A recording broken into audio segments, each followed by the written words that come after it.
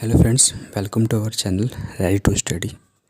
आज हम लोग एनसीईआरटी मैथ क्लास 9 में एक्सरसाइज 4.3 सॉल्व करेंगे। ठीक है, तो पहला क्वेश्चन तो ग्राफ का है। ठीक, तो इसको भी हम लोग लीव करते हैं। हम लोग दूसरा क्वेश्चन करते हैं।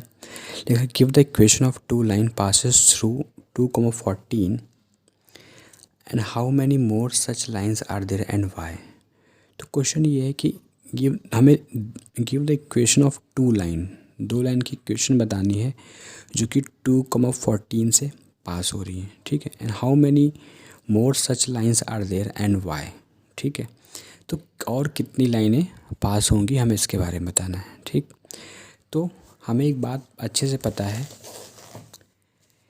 कि we know that infinite number of lines passes through a point. Okay, हमें पता है कि इन्फानाइट नंबर ऑफ लाइंस किसी एक पॉइंट से पास हो सकती हैं। ठीक है, बहुत सारी लाइन पास हो सकती हैं। Let the equation of the line passes through the point and it satisfy the point. हम कोई इक्वेशन निगलेक्ट कर लेते हैं, तो हमने एक इक्वेशन लिख ली 7x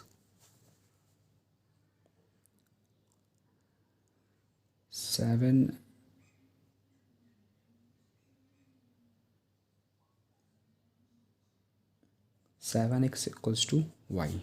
ठीक है, ओके, तो 7x minus Y equals to 0। अब इसको हम पासेस करते हैं।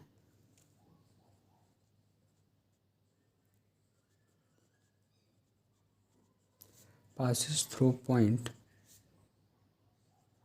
2,14 से, तो 2 minus 14 equals to 0।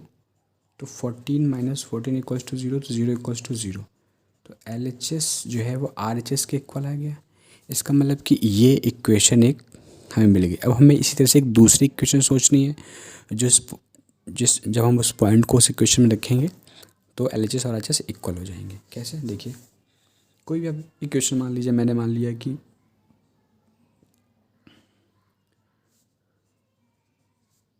let another equation x plus y equals to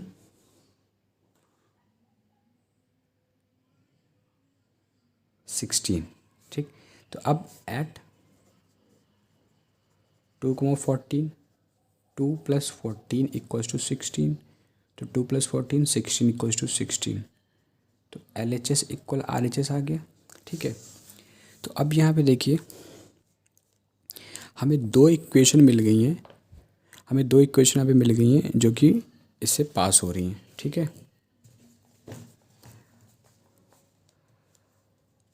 तो हम यहाँ पे लिखेंगे दो इक्वेशन। एक हमारी इक्वेशन ये हो गई और एक इक्वेशन हमारी एक ही इक्वेशन हो गई। ठीक है, दो इक्वेशन है जो मिल गई। तो अब हमें यहाँ क्या पूछा है कि और कितनी सारी इक्वेशन बन सकती हैं। तो आप ये देखोगे, आप ऐसी यानी बहुत सारी इक्वेशन बना सकते हो, बहुत ज़्यादा, मतलब इन्फिनिट इक्वेशन बना सकते हो इस टाइप से। ठीक है, तो हम उसी के बारे में लिखने जा रहे हैं। हम लिखेंगे, इन्होंने पूछा था how many more such lines are there, तो हम लिखेंगे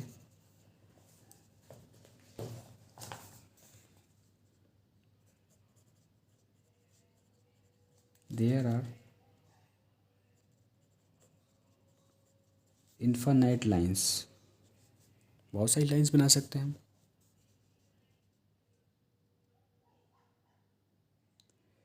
ठीक है, because a point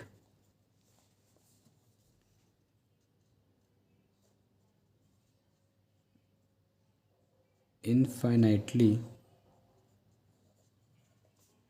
many lines। ठीक है, क्योंकि एक पॉइंट से बहुत सारी लाइंस ड्रॉ सकती हैं, तो हम बहुत सारे कर सकते हैं। ठीक है, अब इसके बाद हम लोग क्वेश्चन नंबर 3 करेंगे। थर्ड क्वेश्चन क्या है,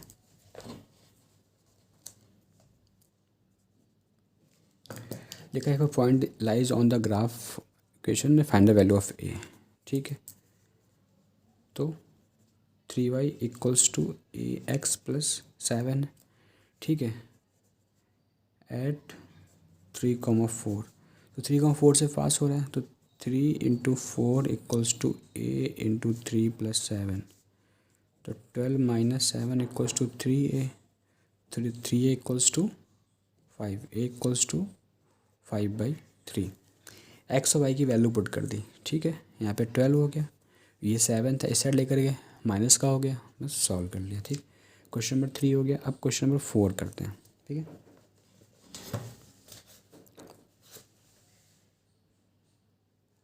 क्वेश्चन नंबर 4 में क्या है,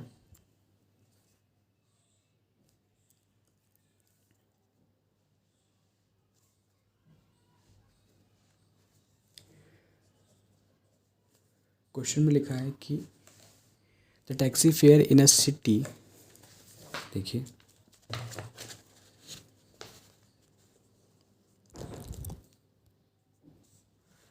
लिखा है the taxi fare in a city as follows, for the first kilometre the fare is ₹8 and for the subsequent distance it is ₹5 per kilometre, taking the first covered as x kilometre and the total fare is y. Linear question, हमें linear question बनानी है।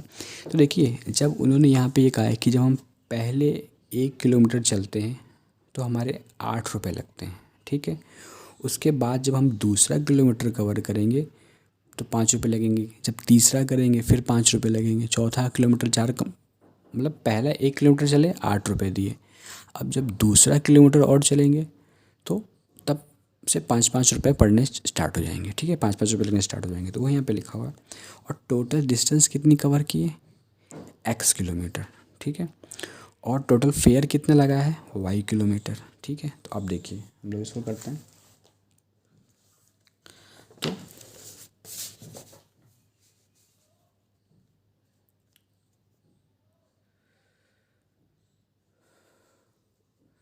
लिखेंगे total distance covered x kilometre और total fair कितना निकला है, लगा है हमारा ₹y, ठीक है। अब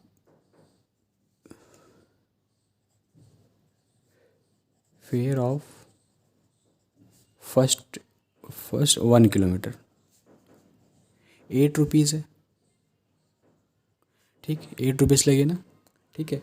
और उसके बाद अच्छा एक बात बताइए कि after 1 kilometre completed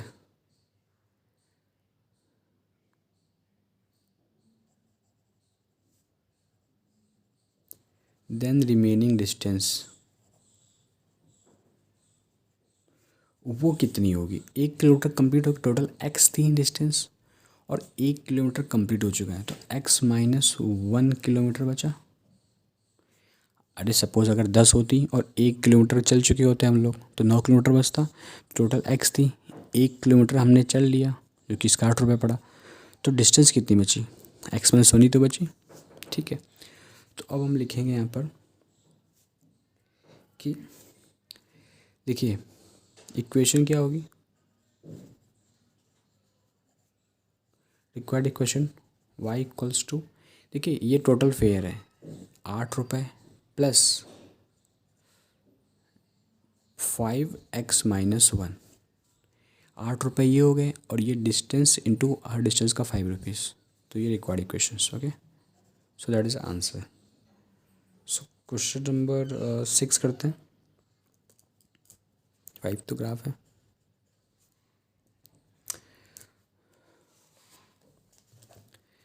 If the work done by a body on application of a constant force is directly proportional to the distance traveled by the body expressed in the form of the equation in 2 variables, ठीक। तो हमें बोला है कि work done of a body on application of a constant force is directly proportional to the distance. तो work done जो है वो on a body on application of a constant force directly proportional किसके, to the distance covered by body, जो distance covered हुई है, ठीक है। तो अब हम लोग वो करते हैं, इसमें क्या करेंगे, लिखेंगे late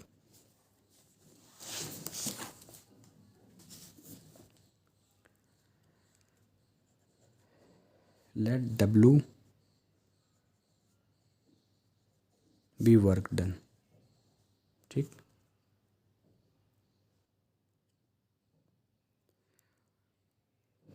and X be distance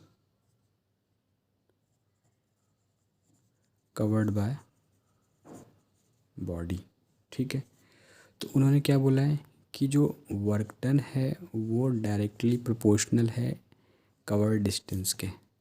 और जब हम ये इसको हम हटाते हैं डायरेक्टली प्रोपोर्शनल का, तो क्या एक कांस्टेंट आ जाता है, वो हमने लेट किया एफ, एक एफ आ गया। ठीक है, तो एफ क्या है, F is force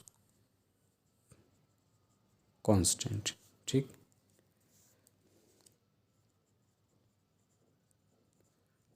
applied on the body. ठीक है, अब हमें आप क्या पूछा है, उन्होंने देखिए यहाँ पे बोला है कि taking constant for is 5 unit, तो हमें 5 यूनिट लेना है, तो डब्ल्यू इक्वल्स टू क्या हो जाएगा 5x। ठीक है, ओके, 5x हो गया। अब जो है बस इसका हमें ग्राफ वगैरह बनाना है, तो ग्राफ हम लोग बना लेंगे। ठीक है, अब जो है हम लोग करते हैं, अब इन्होंने दिया हुआ कि जब body when the distance travel by the body,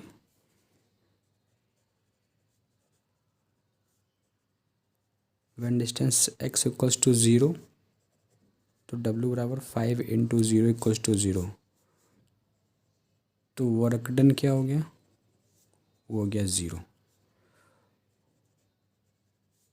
और when distance x equals to 2, तो w equals to 5 into 2 equals to work done equals to 10। ठीक, ओके, अभी हम करेंगे question number 7। Yamini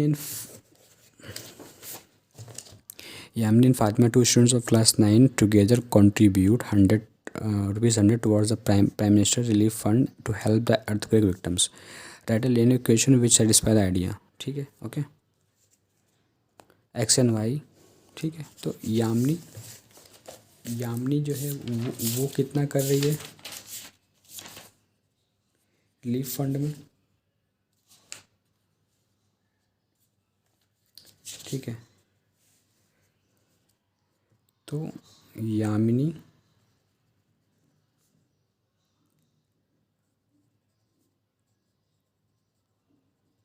contribute amount equals to x of Fatima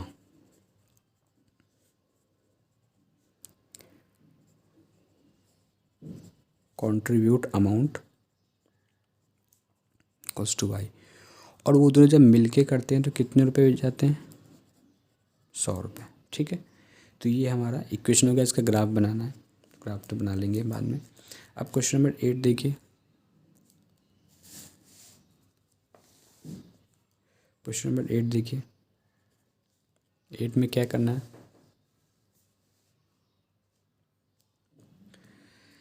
एक हमें equation दे रखी है f equals to 9/5 C plus 32। C मतलब सेंटीग्रेड, F इज फ़ारेनहाइट। उन्होंने बोला है कि if temperature is 30 Celsius what is the temperature in Fahrenheit. अब C की जो वैल्यू है वो क्या है, C की वैल्यू अगर 30 हो जाती है तो क्या कर सकते हैं। ठीक है, तो पुटिंग C इक्वल्स टू 30। ठीक है, तो जहाँ पर C है वहाँ पे हम 30 रख लेंगे, तो F 9/5 इंटू 30 प्लस 32 कितना हो गया 50 प्लस 4 32, 6 और 8। तो ये हमारा हो गया फ़ारेनहाइट में आंसर हो गया। नीचे करेंगे, ठीक है। अभी इसका जो है एक और पार्ट करते हैं।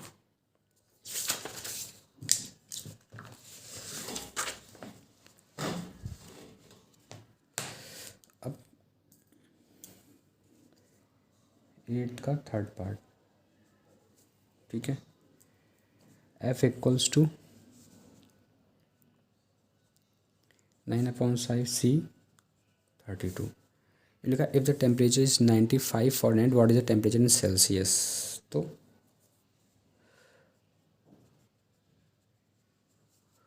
पुटिंग F इक्वल्स टू 95, ठीक है, ठीक है, रखते फिर। तो 95 इक्वल्स टू 9/5 C प्लस 32।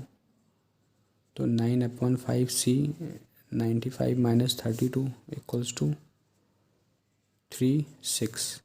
तो C इक्वल्स टू देखिए 9C/5 है इक्वल्स टू 63, क्रॉस मल्टीप्लाई हो जाएगा। तो 9C इक्वल्स टू 63 इंटू 5, और ये 9 नीचे आ जाएगा। तो C इक्वल्स टू 63 इंटू 5/9, 9 6 जा 7 जा, ये क्या है 35 आंसर हो गया, ठीक है। अब एक और क्वेश्चन है इसका 8 का fourth part. If the temperature is 0, what is the temperature in Fahrenheit? And if the temperature is 0 Fahrenheit, what is the temperature in Celsius? ठीक है, तो F equals to 955 C plus 32। If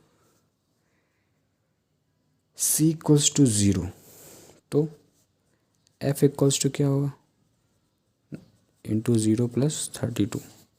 तो कितना हो जाएगा 32, ठीक है।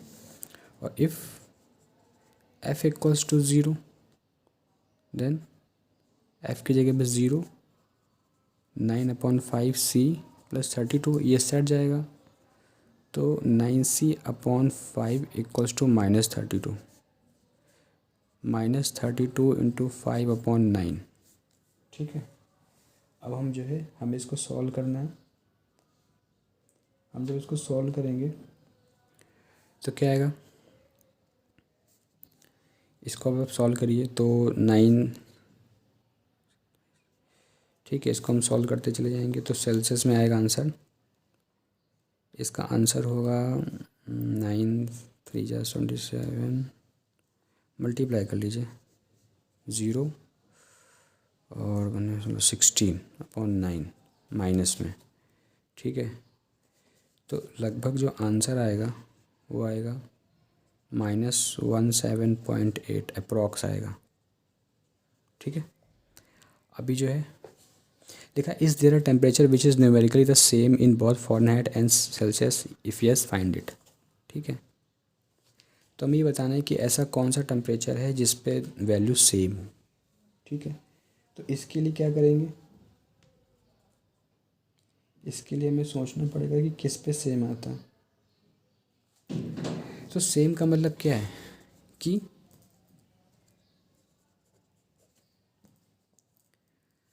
C और F सेम होने चाहिए, ये तो मतलब हुआ, ठीक है। तो F इक्वल्स टू 9/5 C की जगह पे F रख देते हैं प्लस 32, ये सेट चला जाएगा।